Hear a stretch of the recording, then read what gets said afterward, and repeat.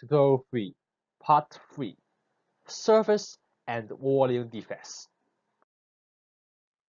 Free surface is defined as the boundary at which the atoms are not fully bonded to their maximum number of neighbor atoms, such as at the surface of solids.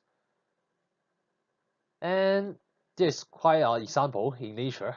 For liquid, in order to maximize the surface energy, it tends to reduce its surface energy by having a shape of sphere.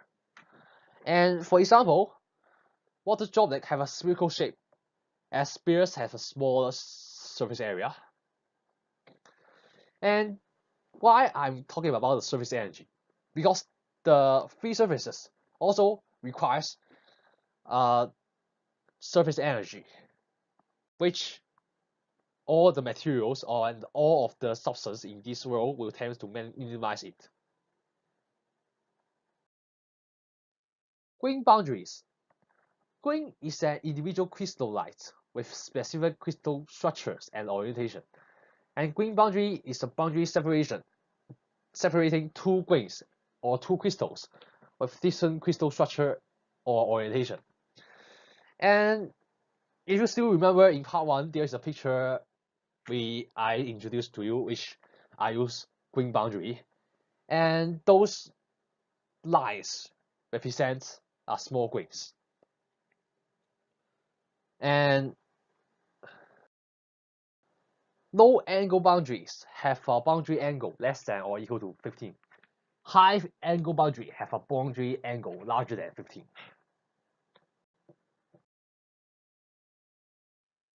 Find the grain boundaries in the following examples.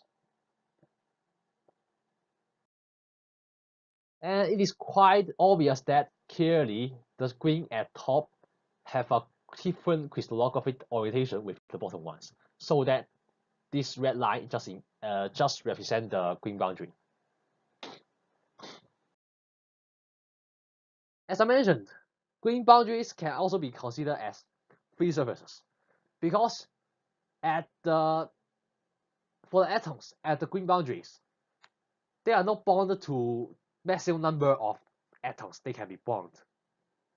And generally, between two grain boundaries, their angle, theta,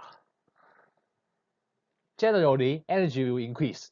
The surface energy will increase with an increased angle between two grain boundaries, because lower bondings can be formed at the boundary with an increase of angles.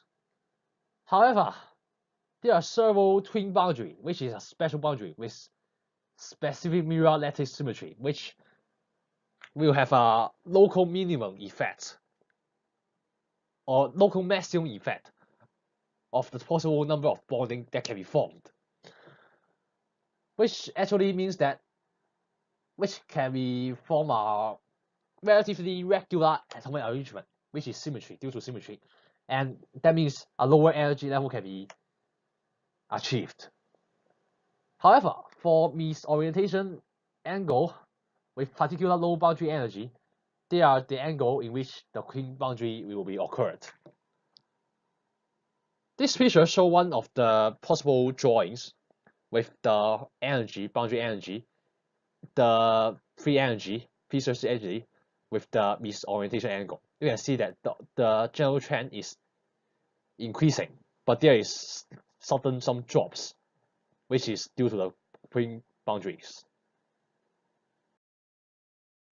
Stacking fault. Stacking fault is a defect which the material have irregular stacking sequence of atom planes, and they are quite common in phase center cubic or hexagonal closed pattern.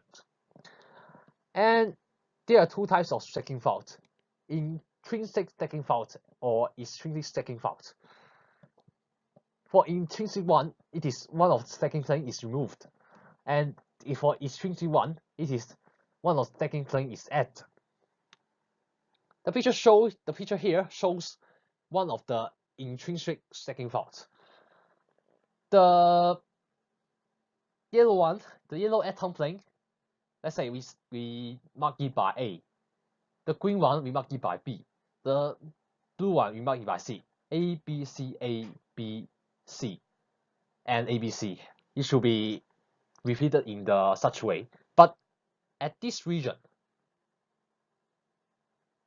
the B plane is missing, and that means one of the stacking plane is removed, and that's why it is intrinsic. Volume defects. Volume defects exist in all solid materials that are much larger than those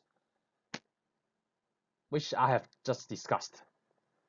Void is an undesirable defect caused by trapped gas, which is the size of the void is much larger than vacancy.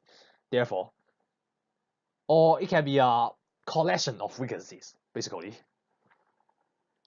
Second phase particles are large particles in crystal having different chemical compositions and or different chemical structure with the surrounding crystals.